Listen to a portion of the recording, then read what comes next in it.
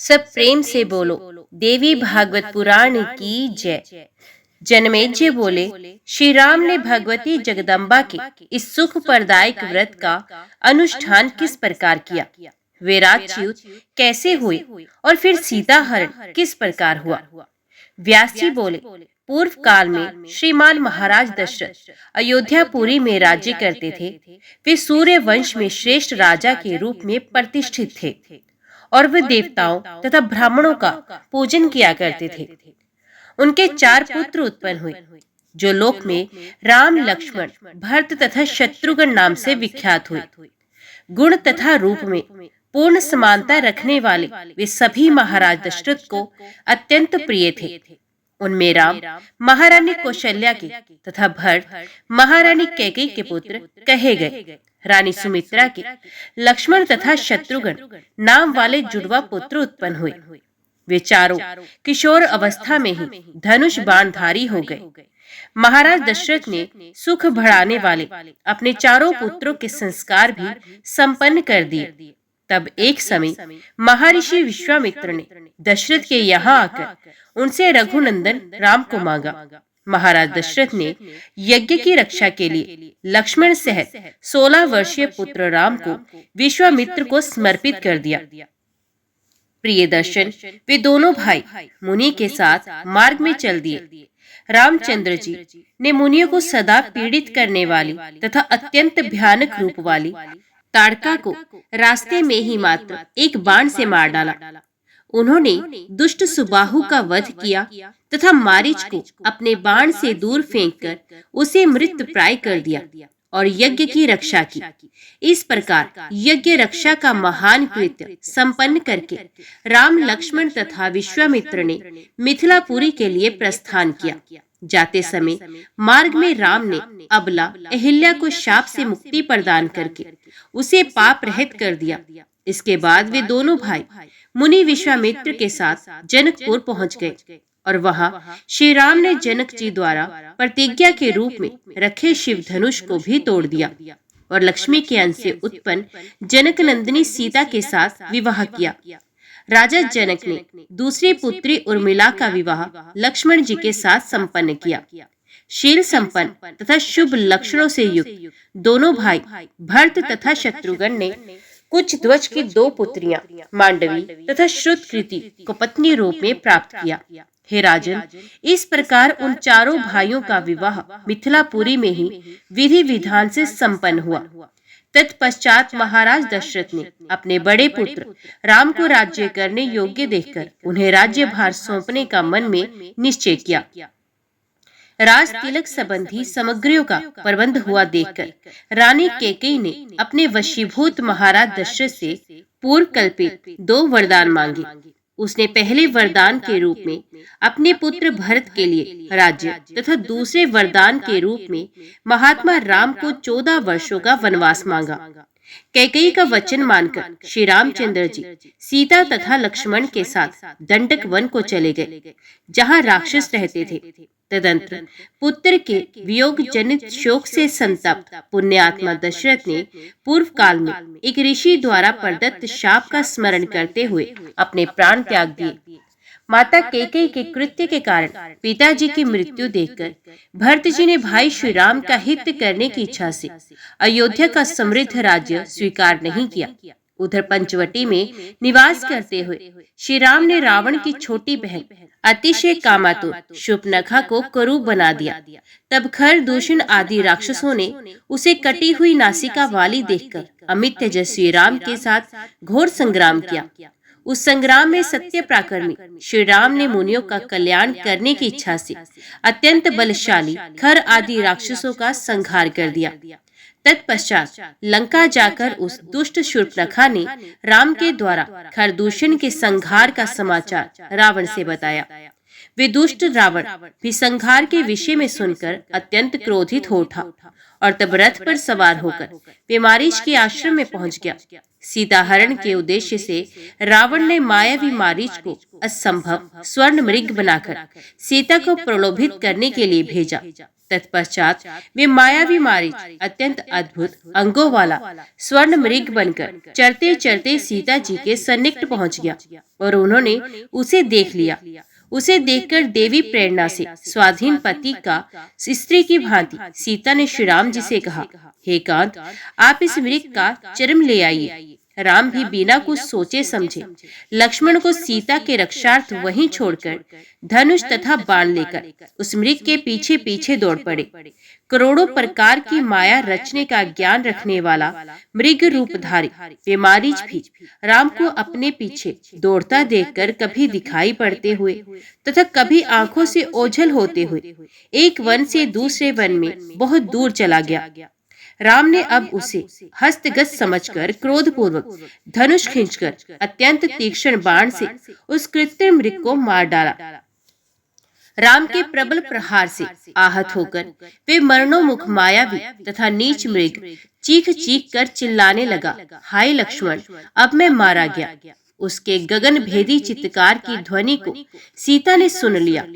ये तो राम की पुकार है, ऐसा मानकर उन्होंने दुखी होकर देवर लक्ष्मण जी से कहा, हे लक्ष्मण, ऐसा प्रतीत होता है कि वे रघुनंदन राम आहत हो गए हैं, अतः तुम शीघ्र जाओ। हे सुमित्रा नंदन, वे तुम्हें पुकार रहे हैं, वहां शीघ्र ही पहुंचकर उनकी सहायता करो।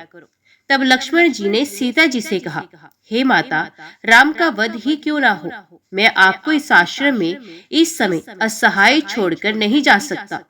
हे जनक नंदिनी, मुझे राम की आज्ञा है कि तुम इस आश्रम में रहना।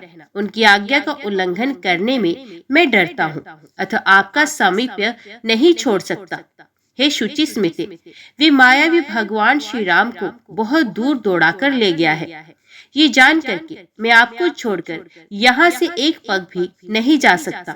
आप धैर्य धारण कीजिए। मैं तो ऐसा मानता हूँ कि इस समय संपूर्ण पृथ्वी लोक में श्री राम को मारने में कोई भी समर्थ नहीं है। राम के आदेश का उल्लंघन करके तथा आपको यहाँ छोड़कर मैं नहीं जाऊंगा। व्यास जी बोले, तत्पश्चात सुंदर दांतों वाली तथा सौम्य स्वभाव वाली सीता ने देव से प्रेरित होकर शुभ लक्षण संपन्न लक्ष्मण से रोते हुए ये कठोर वचन कहा, हे सुमित्रा तनय, अब मैं जान गई कि तुम मेरे प्रति अनुराग युक्त हो और भरत की प्रेरणा से मेरे प्रयोजन से यहाँ आए हो।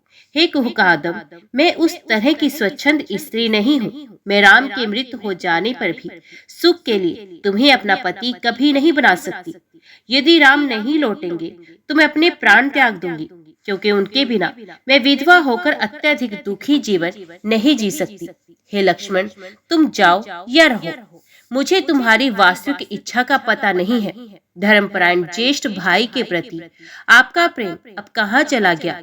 सीता का ये वचन सुनकर लक्ष्मण के मन में अत्यधिक कष्ट हुआ। रुदन के कारण रुंधे कंठ से उन्होंने जनक नंदिनी सीता से कहा, हे भूमि पुत्री, आप इस प्रकार के अति कठोर वचन मेरे लिए क्यों कह रही हैं? मेरा मन तो ये कह रहा है कि आपके समक्ष कोई अनिष्टकर परिस्थिति उत्पन्न होने वाली है। व्यास जी ने कहा, हे महाराज जन्मेजय, ऐसा कहकर अत्यधिक विलाप करते हुए वीर लक्ष्मण सीता को वहीं छोड़कर चल दिए और अत्यधिक शोकाकुल होकर बड़े भाई राम को चारों ओर देखते हुए आगे की ओर बढ़ते गए। इस प्रकार लक्ष्मण के वहां से चले जाने पर कपट स्वभाव वाले रावण ने साधु वेश धारण कर उस आश्रम में प्रवेश किया। जानकी उस दुष्टात्मा रावण को सन्यासी समझकर आदर पूर्वक वन्य सामग्रियों का अर्घ्य प्रदान करके भिक्षा देने लगी। तब उस दुरात्मा ने अत्यंत विनम्र भाव से मधुर वाणी में सीता जी से पूछा, हे पद्मपत्र के समान नेत्रों वाली प्रिय, तुम कौन हो और इस वन में अकेली क्यों रह रही हो? हे वामुरे, तुम्हारे पिता कौन हैं और तुम्हारे भाई तथा पति कौन है? हे सुंदरी, तुम एक मूढ़ स्त्री की भांति यहाँ अकेली क्यों रह रही हो? हे प्रिय, इस निर्जन वन में क्यों रह रही हो? तुम तो महलों में निवास करने योग्य हो। देवकन्या के समान कांति वाली तुम एक मुनि पत्नी की भांति एक कुटिया में क्यों रह रही हो?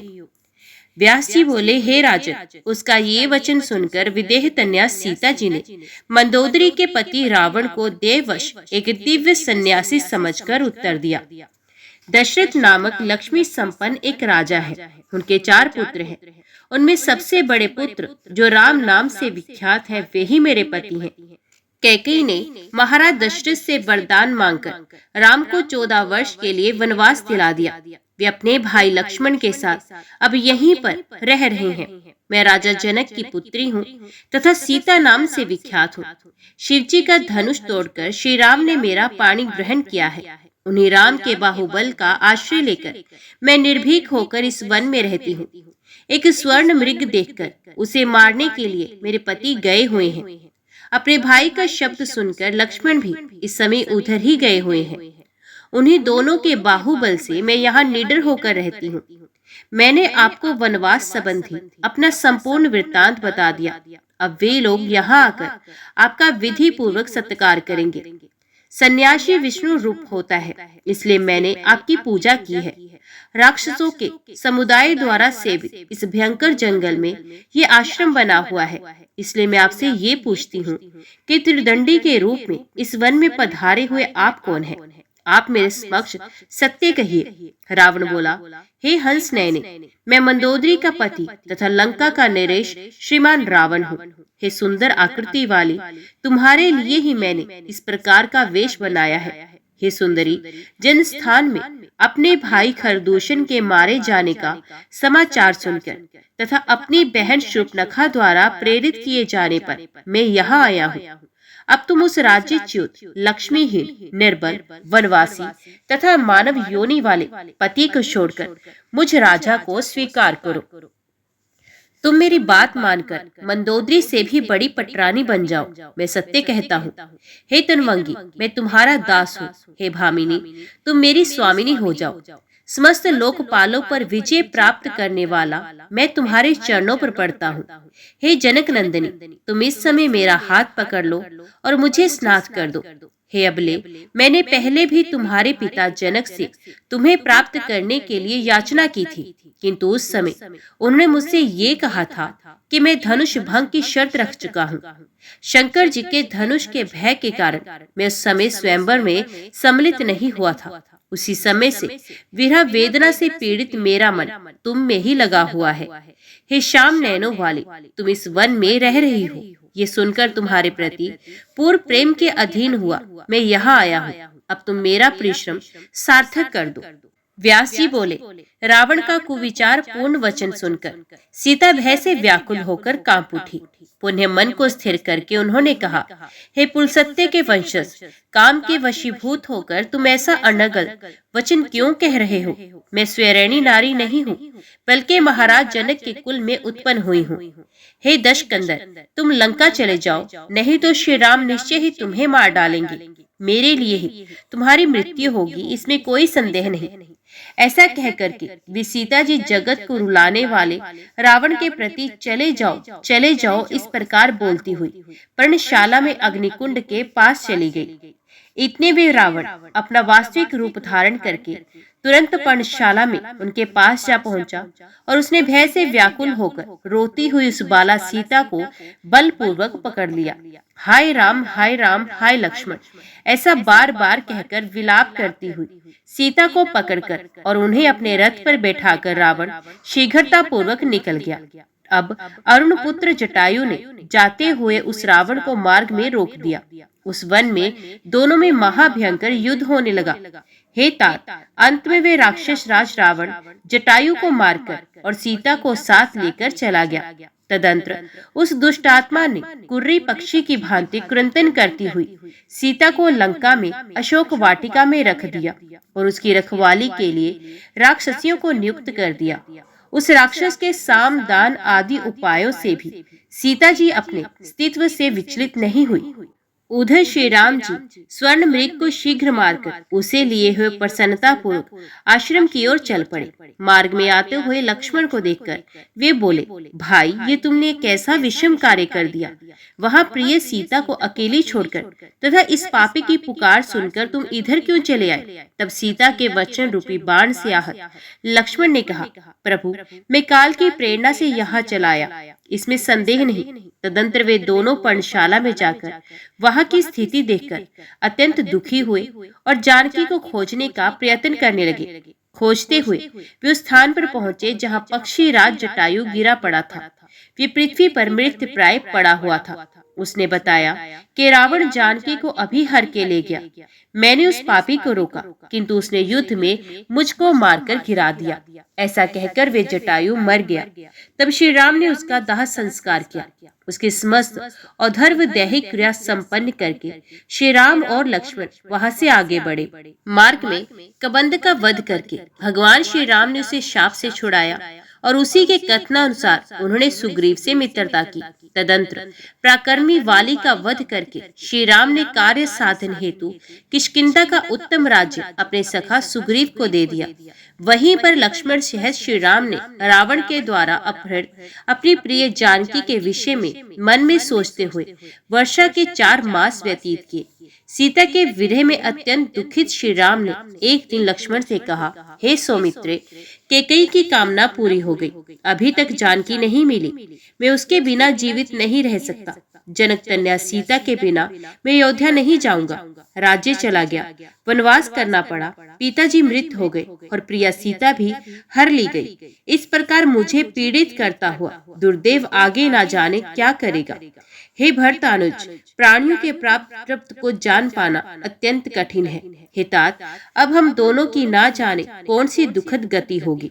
मनु के कुल में जन्म पाकर हम राजकुमार हुए, फिर भी हम लोग पूर्व जन्म में किए गए कर्म के कारण वन में अत्यधिक दुख भोग रहे हैं। हे सौमित्रे, तुम भी भोगों का परित्याग करके दैव योग से मेरे साथ निकल पड़े, तो फिर अब ये कठिन कष्ट भोगो। हमारे कुल में मेरे समान दुख भोगने वाला अकिंचन, असमर्थ तथा क्लेश युक्त व्यक्ति ना हुआ है और ना होगा। हे लक्ष्मण, अब मैं क्या करूं? हे शोक सागर में डूब रहा हूं। मुझ असहाय को इससे पार होने का कोई उपाय नहीं सूझता। हे वीर, मेरे पास न धन है न बल है, एकमात्र तुम ही हो जो मेरा साथ देने वाले हो। हे अनुज, अपने ही द्वारा किए इस कर्म भोग के विषय में हम मैं किस पर क्रोध करूं? इंद्र और यम के राज्य की तरह हाथ में आया हुआ राज्य क्षण भर में चला गया और वनवास प्राप्त हुआ। विधि की रचना को कौन जान सकता है?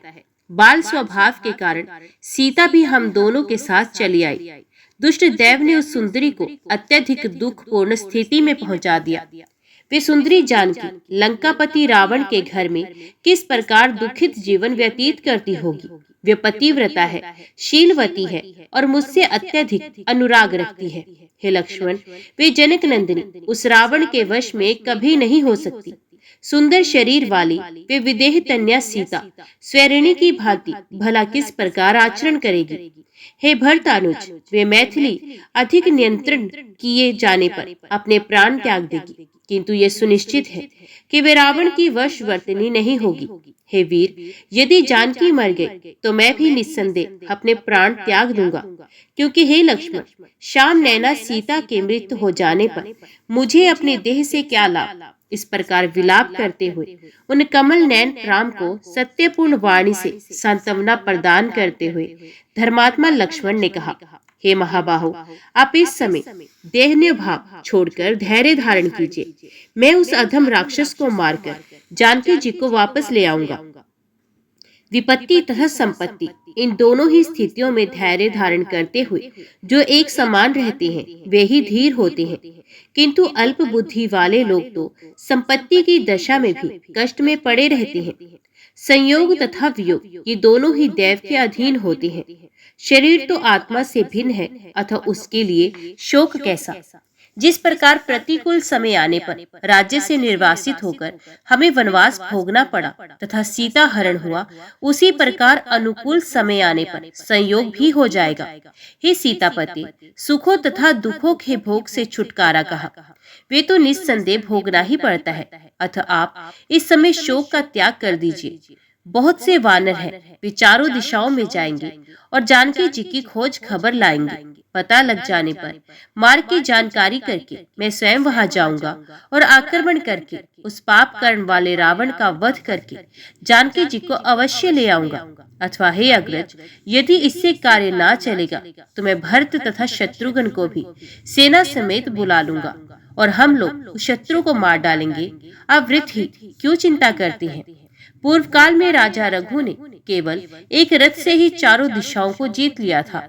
हे राघवेंद्र, आप उसी वंश के होकर शोक क्यों करते हैं? अकेला मैं सभी देवताओं तथा दानवों को जीतने में समर्थ हूँ। तब फिर आप जैसे सहायक के रहते उस कुल कलंक की रावण का वध करने में क्या कठिनाई है?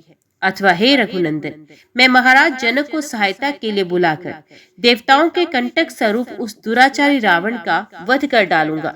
हे रघुनंदन, सुख के बाद दुख तथा दुख के बाद सुख पहिए की धुरी की तरह आया जाया करते हैं, सदा एक स्थिति नहीं रहती। सुख दुख के आने पर जिसका मन कातर हो जाता है वे शोक सागर में निमग्न होता है और कभी सुखी नहीं रह सकता। हे राघव, पूर्व काल में इंद्र के ऊपर भी विपत्ति आई थी, तब सभी देवताओं ने उनके स्थान पर राजा नहुष को स्थापित कर दिया था। उस समय इंद्र ने भयवश अपना पद त्याग कर बहुत दिनों तक कमलवन में छिपकर अज्ञातवास किया था। समय बदलने पर उन्होंने पुण्य अपना पद प्राप्त किया और नहुष को शापवश अजगर के रूप में होकर पृथ्वी पर गिरना पड़ा। ब्राह्मणों का अपमान करके इंद्राणी को पाने की इच्छा के कारण ही अगस्त्य मुनि के कोप पूर्वक शाप देने से राजा नहुष सर्प देह वाले हो गए।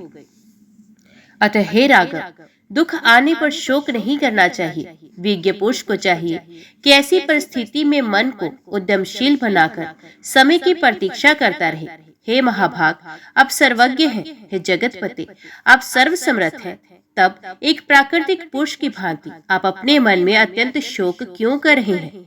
व्यास जी बोले, इस प्रकार लक्ष्मण की बातों से रघुनंदन श्री रामचंद्र जी को सांत्वना मिली और वे शोक त्याग कर बिल्कुल निश्चिंत हो गए। व्यास जी बोले, इस प्रकार राम और लक्ष्मण परस्पर में परामर्श करके ज्यों ही चुप हुए त्यों ही आकाश मार्ग से देव ऋषि नारद वहां आ गए। उस समय वे स्वर तथा ग्राम से विभूषित अपनी महती नामक वीणा बजाते हुए तथा बृहद्रथ तंत्र सामक का गायन करते हुए उनके समीप पहुंचे। उन्हें देखते ही अमित तेज वाले श्री राम ने उठकर उन्हें श्रेष्ठ पवित्र आसन प्रदान किया और तत्पश्चात अर्घ्य तथा पादम से उनकी पूजा की। भली भांति पूजा करने के बाद श्री भगवान राम हाथ जोड़कर खड़े हो गए और फिर मुनि के आज्ञा देने पर उनके पास ही बैठ गए। तब अपने अनुज लक्ष्मण के साथ बैठे हुए खिन्न मस्तक राम से मुनीन्द्र नारद जी प्रेम पूर्वक कुशल क्षेम पूछने लगे। नारद जी बोले, हे राघव, आप इस समय साधारण मनुष्य के समान शोकाकुल क्यों हैं? मैं ये जानता हूँ कि दुष्ट रावण सीता को हर ले गया है। जब मैं देवलोक में गया था तभी मैंने वहां सुना कि अपनी मृत्यु को ना जानने से ही मोह के वशीभूत होकर रावण ने जनक नंदिनी का हरण कर लिया है। हे काकुस्थ, आपका जन्म ही रावण के निधन के लिए हुआ है। हे नराधिप, इसी कार्य सिद्धि के लिए सीता का हरण हुआ है। पूर्व जन्म में ये वेदेही एक मुनि की तपस्विनी कन्या थी। उस पवित्र मुस्कान वाली कन्या को रावण ने वन में तप करते हुए देखा। हे राघव, तब रावण ने उससे प्रार्थना की कि तुम मेरी पत्नी बन जाओ। इस पर उसके द्वारा तिरस्कृत किए गए रावण ने बलपूर्वक उसके केश पकड़ लिए। हे राम, रावण के स्पर्श से दूषित अपनी देह को त्यागने की आकांक्षा रखती हुई उस तापसी मुनि कन्या ने अत्यंत कुपित होकर उसे तत्काल ये घोर शाप दिया कि हे दुरात्मा, तुम्हारे विनाश के लिए मैं भूतल पर गर्भ से जन्म ना लेकर एक श्रेष्ठ स्त्री के रूप में प्रकट होंगी। ऐसा कहकर उस तापसी ने अपना शरीर त्याग दिया। लक्ष्मी के अंश से उत्पन्न ये सीता वही है जिसे भ्रमवश माला समझकर नागिन को धारण करने वाले व्यक्ति की भांति रावण ने अपने ही वंश का नाश करने के लिए हर लिया है। हे काकुस्थ, आपका भी जन्म उसी रावण के नाश के लिए देवताओं के प्रार्थना करने पर अनादि भगवान विष्णु के अंश से अजवंश हुआ है। हे महाबाहो, आप धैर्य धारण करें, वे किसी दूसरे के वश में नहीं हो सकती। वे सती धर्मपरायण सीता लंका में दिन रात आपका ध्यान करती हुई रह रही हैं। स्वयं इंद्र ने एक पात्र में कामधेनु का दूध सीता को पीने के लिए भेजा था। उस अमृत तुल्य दूध को उन्होंने पी लिया है। वे कामधेनु के दुग्धपान से भूख प्यास के दुख से रहित हो गई हैं। मैंने उन कमल नैनी को स्वयं देखा है।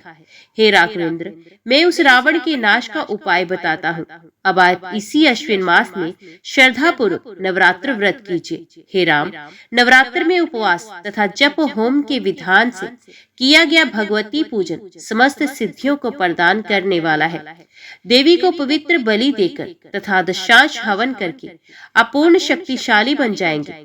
पूर्व काल में भगवान विष्णु, शिव, ब्रह्मा तथा स्वर्गलोक में विराजमान इंद्र ने भी इसका अनुष्ठान किया था। हे राम, सुखी मनुष्य को इस व्रत का अनुष्ठान करना चाहिए और कष्ट में पड़े हुए मनुष्य को तो ये व्रत विशेष रूप से करना चाहिए। हे काकुस्थ, विश्वामित्र, भृगु, वशिष्ठ और कश्यप भी इस व्रत को कर चुके हैं, इसमें संदेह नहीं। इसी प्रकार हरण की गई पत्नी वाले गुरु बृहस्पति ने भी इस व्रत को किया था। इसलिए हे राजेंद्र, रावण के वध तथा सीता की प्राप्ति के लिए आप इस व्रत को अवश्य कीजिए।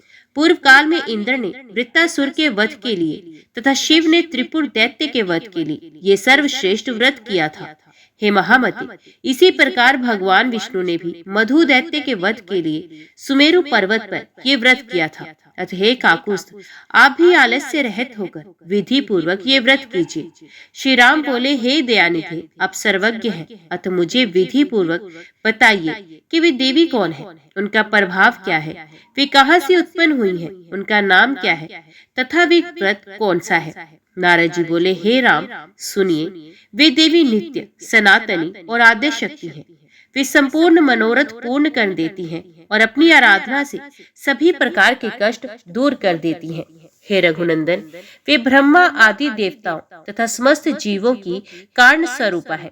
उनसे शक्ति पाए बिना कोई हिल डुल सकने में भी समर्थ नहीं है। वे ही मेरे पिता ब्रह्मा की सृष्टि शक्ति हैं, विष्णु की पालन शक्ति है तथा शंकर की संहार शक्ति है। वे कल्याण में प्रारंभ अन्य शक्ति रूपा भी है। इन तीनों लोकों में जो कुछ भी कहीं भी सत्य या असत्य पदार्थ है, उसकी उत्पत्ति में निमित्त कारण इस देवी के अतिरिक्त और कौन हो सकता है। इस सृष्टि के आरंभ में जब ब्रह्मा, विष्णु, शिव, सूर्य, इंद्रादि देवता, पृथ्वी और पर्वत आदि कुछ भी नहीं रहता, तब उस समय वे निर्गुणा कल्याणमयी परा प्रकृति ही परम पुरुष के साथ विहार करती हैं। वे ही बाद में सगुणा शक्ति बनकर सर्वप्रथम ब्रह्मा आदि का सृजन करके और उन्हें शक्तियां प्रदान कर तीनों भुवनों की सम्यक रचना करती हैं। उन आदि शक्ति को जानकर प्राणी संसार बंधन से मुक्त हो जाता है। विद्या स्वरूपा, वेदों की आदि कारण, वेदों को प्रकट करने वाली तथा परमा उन भगवती को अवश्य जानना चाहिए। ब्रह्मादि देवताओं ने गुण कर्म के विधान अनुसार उनके असंख्य नाम कल्पित किए हैं। मैं कहाँ तक बताऊं हे रघुनंदन, अकार से लेकर श पर्यंत सभी स्वरों तथा वर्णों के संयोग से उनके असंख्य नाम बनते हैं। श्री राम बोले, हे देव ऋषि, इस नवरात्र व्रत का विधान मुझे संक्षेप में बताइए। मैं आज ही श्रद्धा पूर्वक श्री देवी का विधिवत पूजन करूंगा। नारद जी बोले, हे राम, किसी समतल भूमि पर पीठासन बनाकर उस पर भगवती जगदम्बिका की स्थापना करके विधान पूर्वक 9 दिन उपवास कीजिए। हे राजन, इस कार्य में मैं आचार्य बनूंगा, क्योंकि देवताओं के कार्य करने में मैं अधिक उत्साह रखता हूँ। व्यास जी बोले, नारद जी का वचन सुनकर प्रतापी श्री राम ने उसे सत्य मानकर तदनुसार एक सुंदर पीठासन बनवाकर उस पर अंबिका की स्थापना की। व्रतधारी भगवान श्री राम ने आश्विन मास लगने पर उस श्रेष्ठ पर्वत पर उन भगवती का पूजन किया। उपवास प्रायण श्री राम ने ये श्रेष्ठ व्रत करते हुए विधिवत होम, बलिदान और पूजन किया। इस प्रकार दोनों भाइयों ने नारद जी के द्वारा बताए गए इस व्रत को प्रेम पूर्वक संपन्न किया। उनसे समेत पूजित होकर अष्टमी की मध्यरात्रि की वेला में भगवती दुर्गा ने सिंह पर सवार होकर उन्हें साक्षात दर्शन दिया तदंतर भक्ति भाव से प्रसन्न उन भगवती ने पर्वत के शिखर पर स्थित होकर लक्ष्मण सहित राम से मेघ के समान गंभीर वाणी में कहा। देवी बोली, हे राम, हे महाबाहो, इस समय मैं आपके व्रत से संतुष्ट हूँ। आपके मन में जो भी हो उस अभिलषित वर को मांग लीजिए। आप पवित्र मनुवंश में नारायण के अंश से उत्पन्न हुए हैं। हे राम, देवताओं के प्रार्थना करने पर रावण के वध के लिए आप अवतरित हुए हैं। पूर्व काल में मत्स्य रूप धारण कर भयानक राक्षस का वध करके देवताओं के हित की इच्छा वाले आपने ही वेदों की रक्षा की थी। पुण्य कश्यप के रूप में अवतार लेकर मंदराचल को अपनी पीठ पर धारण किया, जिससे समुद्र का मंथन करके अमृत पान कराकर देवताओं का पोषण किया। हे राम, आपने वराह का रूप धारण करके अपने दांतों की नोक पर पृथ्वी को रख लिया और हिरण्याक्ष का वध कर दिया। हे राघव, हे राम, पूर्व काल में नरसिंह का रूप धारण कर प्रहलाद की रक्षा करके आपने हिरण्यकशिपु का वध किया। इसी प्रकार पूर्व काल में वामन का रूप धारण करके आपने बलि को शरा था। उस समय इंद्र का लघु भ्राता बनकर आपने देवताओं का महान कार्य सिद्ध किया था। पुण्य भगवान विष्णु के अंश से जमदग्नि के पुत्र परशुराम के रूप में अवतरित होकर शत्रुओं का अंत करके आपने सारी पृथ्वी ब्राह्मणों को दे दी थी। उसी प्रकार हे काकुस्थ, रावण के द्वारा अत्यधिक सताए गए सभी देवताओं के प्रार्थना करने पर इस समय आप ही दशरथ पुत्र श्री राम के रूप में अवतीर्ण हुए हैं। हे नरोत्तम, देवताओं के अंश से उत्पन्न ये परम बलशाली वानर मेरी शक्ति से संपन्न होकर आपके सहायक होंगे। शेषनाग के अंश स्वरूप आपके ये अनुज लक्ष्मण रावण के पुत्र मेघनाद का वध करने वाले होंगे। हे अनग, इस विषय में आपको संदेह नहीं करना चाहिए। वसंत ऋतु के नवरात्र में आप परम श्रद्धा के साथ पुनः मेरी पूजा कीजिए।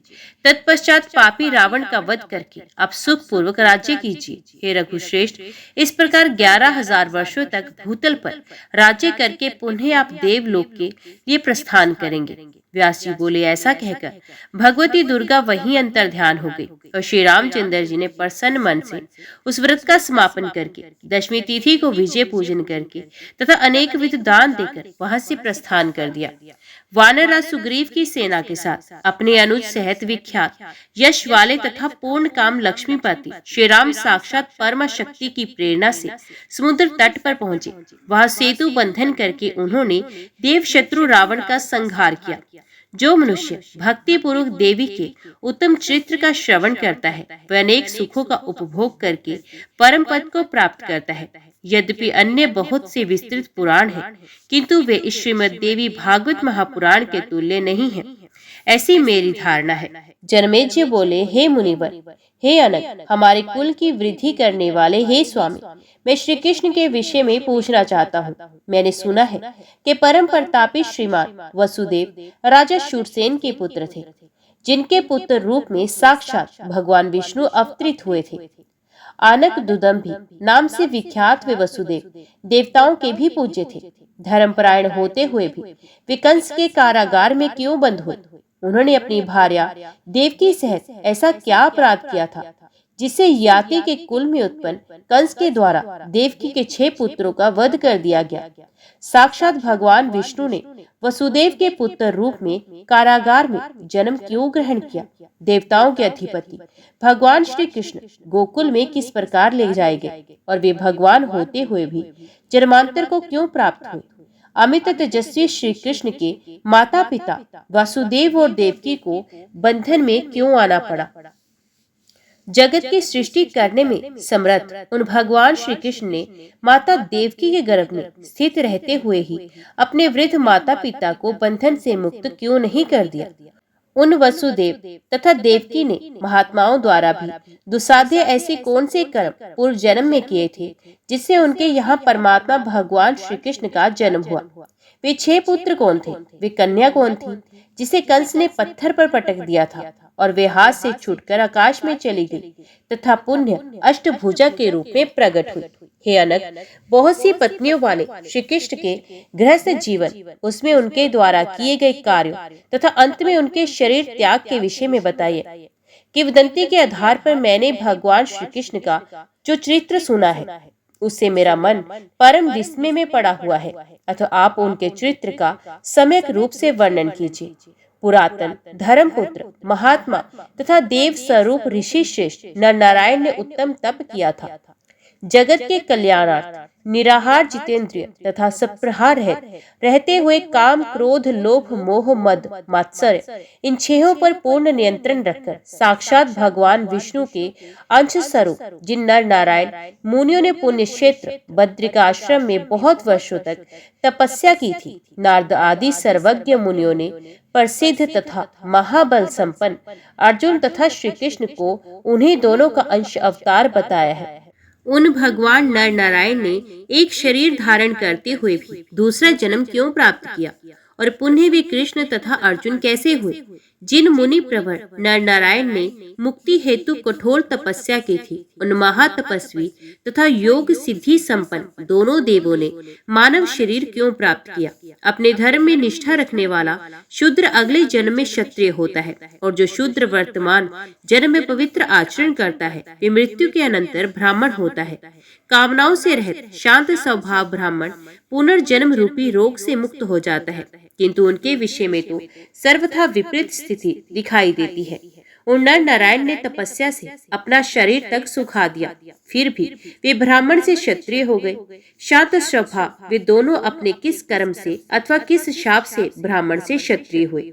हे मुने, वे कारण बताइए। मैंने ये भी सुना है कि यादवों का विनाश ब्राह्मण के शाप से हुआ था और गांधारी के शाप से ही श्री कृष्ण के वंश का विनाश हुआ था। शंभरासुर ने कृष्ण पुत्र प्रद्युम्न का अपहरण क्यों किया?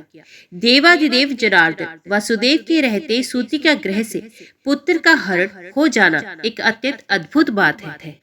द्वारका के किले में श्री कृष्ण के दुर्गम राजमहल से पुत्र का हरण हो गया, किंतु भगवान श्री कृष्ण ने उसे अपनी दिव्य दृष्टि से क्यों नहीं देख लिया? हे ब्राह्मण, ये एक महान शंका मेरे समक्ष उपस्थित है। हे प्रभु, आप मुझे संदेह मुक्त कर दीजिए। देव श्री कृष्ण के स्वर्ग गमन के अनंतर उनकी पत्नियों को लुटेरों ने लूट लिया। हे मुनिराज, वे कैसे हुआ? हे ब्राह्मण, मन को आंदोलित कर देने वाला ये संदेह मुझे हो रहा है। श्री कृष्ण भगवान विष्णु के अंश से उत्पन्न हुए और उन्होंने पृथ्वी का भार उतारा था। हे साधु, ऐसे वे जनार्दन जरासंध के भय से मथुरा का राज्य छोड़कर अपनी सेना तथा बंधु बांधवों के सहित द्वारकापुरी क्यों चले गए? ऐसा कहा जाता है कि श्री कृष्ण का अवतार पृथ्वी को भार से मुक्त करने, पापाचार्य को विनष्ट करने तथा धर्म की स्थापना करने के लिए हुआ था। फिर भी वसुदेव ने उन लुटेरों को क्यों नहीं मार डाला जिन लुटेरों ने श्री कृष्ण के पत्नियों को लूटा तथा उनका हरण किया? सर्वज्ञ होते हुए भी श्री कृष्ण उन चोरों को क्यों नहीं जान सके? भीष्म पितामह तथा द्रोणाचार्य का वध पृथ्वी का भार हरण स्वरूप कार्य कैसे माना गया? युधिष्ठिर आदि सदाचारवान महात्मा धर्मपरायण पूज्य तथा श्री कृष्ण भक्त उन पांडवों ने यज्ञ के राजा कहे जाने वाले राजसूय यज्ञ का विधि पूर्वक अनुष्ठान करके उसे यज्ञ में ब्राह्मणों को श्रद्धा पूर्वक अनेक प्रकार की दक्षिणाएं दी। हे मुने, वे पांडु पुत्र देवताओं के अंश से प्रादुर्भूत थे तथा श्री कृष्ण के आश्रित थे, फिर भी उन्हें इतने महान कष्ट क्यों भोगने पड़े? उस समय उनके पुण्य कार्य कहाँ चले गए थे? उन्होंने ऐसा कौन सा महाभयानक पाप किया जिसके कारण वे सदा कष्ट पाते रहे थे? पुण्य आत्मा द्रौपदी यज्ञ की वेदी के मध्य से प्रकट हुई थी। वे लक्ष्मी के अंश से उत्पन्न थी, साध्वी थी तथा सदा श्री कृष्ण की भक्ति में लीन रहती थी। उस द्रौपदी ने भी बार बार महाभीषण संकट क्यों प्राप्त किया? दुशासन के द्वारा उसे बाल पकड़कर घसीटा गया तथा अत्यधिक प्रताड़ित किया गया। केवल एक वस्त्र धारण की हुई वे भयाकुल द्रौपदी रजस्वला अवस्था में ही कौरवों की सभा में ले जाई गई। पुण्य उसे विराट नगर में मत्स्य नरेश की दासी बनना पड़ा। कीचक के द्वारा अपमानित होने पर वे कुर्री पक्षी की भांति बहुत रोई थी। पुण्य जयद्रथ ने उसका अपहरण कर लिया, जिस पे करुण क्रंदन करती हुई अत्यधिक दुखित हुई। बाद में बलवान महात्मा पांडवों ने उसे मुक्त कराया था। क्या ये उन सबके पूर्व जन्म में किए गए पाप कृत्य का फल था जो वे इतने पीड़ित हुए? हे महामते, उन्हें नानाविध कष्ट प्राप्त हुए। मुझे इसका कारण बताइए। यज्ञ में श्रेष्ठ राजसूय यज्ञ करने पर भी मेरे उन पूर्वजों ने महान कष्ट प्राप्त किया। लगता है पूर्व जन्म में कृत कर्मों का ही ये फल है। देवताओं के अंश होने पर भी उन्हें कष्ट प्राप्त हुआ। मुझे ये महान संदेह है। महान सदाचार प्रायण पांडवों ने जगत को नाशवान जानने के बावजूद भी धन के लोभ से शल्य का आश्रय लेकर भीष्म पितामह तथा द्रोणाचार्य आदि का संहार किया। महात्मा वसुदेव ने उन्हें इस घोर पाप कृत्य के लिए प्रेरित किया और उन्हीं परमात्मा श्री कृष्ण के द्वारा प्रेरित किए जाने पर उन पांडवों ने अपने कुल का विनाश कर डाला। सज्जन पुरुषों के लिए भिक्षा मांगकर अथवा निवार आदि खाकर जीवन बिता लेना श्रेयस्कर होता है। लोभ के वशीभूत होकर वीर पुरुषों का वध ना करके शिल्प कार्य आदि के माध्यम से जीवन यापन करना उत्तम होता है। हे मुनि सत्तम, अपने वंश के समाप्त हो जाने पर शत्रु का विनाश करने में समर्थ गोलक पुत्रों को नियोग द्वारा उत्पन्न करके शीघ्र ही वंश की रक्षा की थी। कुछ ही समय के पश्चात विराट पुत्री उत्तरा के पुत्र महाराज परीक्षित ने एक तपस्वी के गले में मृत सर्प डाल दिया। यह अद्भुत घटना कैसे घटित हुई? क्षत्रिय कुल में उत्पन्न कोई भी व्यक्ति ब्राह्मण से द्वेष नहीं करता। हे मुने, मेरे पिता ने मौन व्रत धारण किए हुए तपस्वी के साथ ऐसा क्यों किया? इन तथा अन्य कई प्रकार की शंकाओं से मेरा मन इस समय आकुलित हो रहा है। हे तात, हे साधु, हे दयानिधे, आप तो सर्वज्ञ हैं, अतएव संदेहों को दूर करके मेरे मन को शांत कीजिए। जय माँ भगवती, जय माँ दुर्गा। आज की वीडियो में इतना ही। उम्मीद करती हूँ वीडियो आपको पसंद आई होगी। वीडियो पसंद आई हो तो वीडियो को लाइक और चैनल को सब्सक्राइब जरूर कीजिएगा। जय माता दी लिखकर कमेंट बॉक्स में अपनी हाजिरी और अपने सुझाव देना ना भूलेगा। तो मिलते हैं अगली कथा अगले अध्याय के साथ। तब तक के लिए देखते व सुनते रहिए। जय माँ कंजक, जय माता दी।